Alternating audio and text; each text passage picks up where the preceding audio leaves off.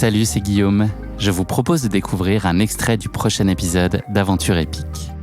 Aventure épique, c'est le podcast qui vous fait vivre dans chaque épisode une aventure en plein air à couper le souffle. Je vous donne rendez-vous un jeudi sur 2 pour découvrir un nouvel épisode et vivre une aventure qui va vous tenir en haleine, vous émouvoir et vous inspirer. Mais avant ça, place à un extrait de notre prochain épisode. Bonne écoute. Du coup, je suis allé directement sur le port en me disant je vais essayer de parler au capitaine, aux marins. Malheureusement, je m'étais pas renseigné. Le port de Gibraltar, les quais sont fermés, donc on peut pas rentrer sur les quais. On est obligé d'attendre les personnes qui sortent, et c'était assez compliqué parce qu'on pouvait pas du coup sélectionner les gens qui sortaient d'un énorme bateau qui ne faisait pas la traversée ou d'un petit Zodiac. Donc je me suis posté au final après un jour d'essayer de parler à ces gens-là. Je me suis posté au sanitaire, qui est un point stratégique. Toujours. Parce que tous les capitaines doivent aller faire leur lessive ou aller à la douche. Donc là, j'ai pu échanger un petit peu avec des jeunes qui faisaient une traversée, et eux m'ont donné un contact d'un autre bateau qui faisait une traversée, qui avait potentiellement une place. Et c'est grâce à eux que j'ai réussi à rentrer sur les quais. Et là, sur les quais, j'ai vraiment parlé absolument tous les bateaux. Et je suis tombé sur un équipage génial de 3 étudiants qui s'appelle Cor Odyssée, donc c'est le nom de leur association. Gabin, Swan et Mathieu, avec qui j'ai pu embarquer quelques semaines plus tard. Est-ce qu'il y avait un critère de destination qui était figé de ton côté, ou est-ce que si c'était pas exactement la destination que toi tu ciblais, ça te donnait l'occasion de poursuivre en bateau stop ensuite un peu plus tard? Est-ce que tu étais fermé là-dessus? Alors, on continue, pas de stratégie. Donc, moi, je pensais que c'était possible peut-être de Gibraltar d'avoir un bateau en direct qui aille directement en Amérique du Sud.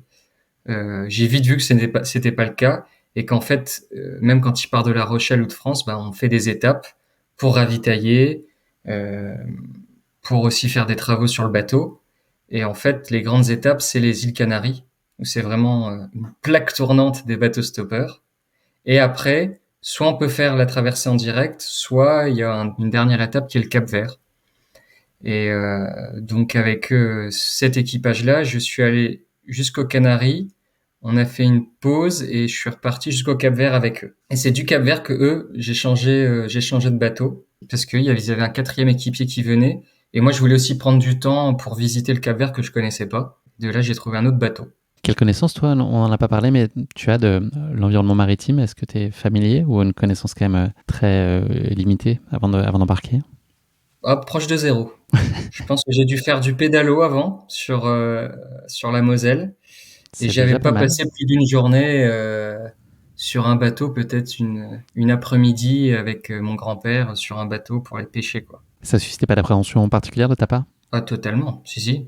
Pleine, j'avais peur d'à peu près tout, hein.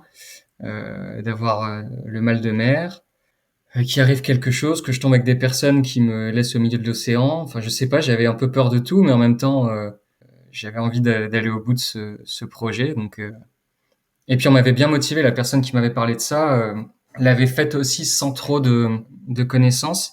Alors attention, je dis ça un peu sous le ton de la rigolade.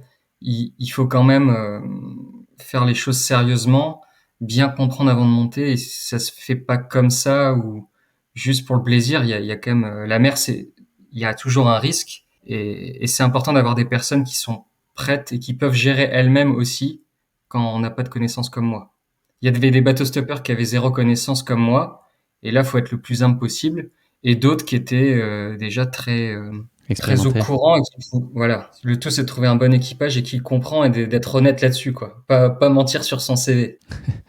Est-ce que tu peux nous parler de ta contribution sur le bateau? J'imagine qu'il y a toujours quelque chose à faire. C'est pas vraiment la croisière s'amuse où tu es relax à bronzer. Enfin, il y a peut-être des moments comme ça, je te le souhaite, mais globalement, j'imagine que vous êtes toujours en activité ou en veille. Oui, tout à fait. Alors, les 2 premiers jours, c'est simple. Couché. J'étais couché à cause du mal de mer. J'ai dû tenir 2 heures, et c'était un démarrage dans un endroit très technique, hein, le détroit de Gibraltar, par brouillard. Il y avait aussi le risque des orques. En fait, les semaines auparavant, il y avait eu pas mal d'orques, de groupes d'orques qui avaient coulé des bateaux en s'attaquant au safran. Donc il y avait cette crainte-là, et on a vu des globicéphales qui ressemblent très fortement à des orques. Donc il y avait le stress là, le temps, beaucoup de gros conteneurs aussi dans ce détroit. Donc pour un petit voilier, il faut toujours être à la radio pour éviter de se faire rentrer dedans, et des grandes vagues dès le début. Donc un cocktail explosif pour un baptême du feu, quoi, qui Directement m'a dans le bain, fait on peut dire. exactement, qui m'a fait être couché pendant, je crois que j'ai dormi pendant presque 17 heures en continu. Et là, ça t'amène à te questionner sur ton projet? Est-ce que tu dis, je pourrais jamais tenir aussi longtemps, ou c'est peut-être pas la bonne chose pour moi, ou ça influe pas tellement? Ah bah si, ça influe bien. Là, je me dis, mais qu'est-ce que j'ai fait? Je suis là, je suis bloqué 8 jours sur le bateau, minimum, et je sais pas quand mon mal de mer va s'arrêter. Et je sais pas, je suis en I dans ma cabine, toute serrée, tout seul, à me dire, les pieds au plafond, là, à me dire, tout tombe aussi, parce que ça tangue tellement. Je vois tout tomber, mais je peux même pas me lever. Donc je me demande juste quand est-ce que ça va s'arrêter. Et heureusement, après 2 jours, j'arrive quand même à aider au bateau, donc à faire la cuisine évidemment, le ménage, la vaisselle, faire les veilles. Donc ils arrivent à me transmettre aussi un maximum de choses sur la navigation, même si il faut l'admettre que ils étaient pas non plus beaucoup plus comment dire. Sachant que toi, ouais. Non, c'est vrai, c'est ça qui m'a fait aussi stresser, c'est qu'en fait, je comprends peu de jours avant que bah, ces mecs-là de 21 ans, ils ont fait les Glénans, donc qui est un stage de formation en Bretagne, pendant 2 semaines, et le capitaine en a fait peut-être 3. Et en fait, ils me disent, bah, notre seule navigation qu'on a faite avant, bah, c'est Marseille-Gibraltar. Et là, c'est l'aventure. Donc, je me sentais en fait Tu l'as su avant presque, d'embarquer, ça, ou pas? ouais, mais ouais, pas trop longtemps avant, mais oui. C'était trop tard déjà quand j'avais accepté d'être avec eux, c'était trop tard. Puis surtout, ils étaient géniaux et super cool. Donc c'est aussi très courageux de leur part. Mais sur le moment, je me dis, mais qu'est-ce que je fais avec eux, quoi?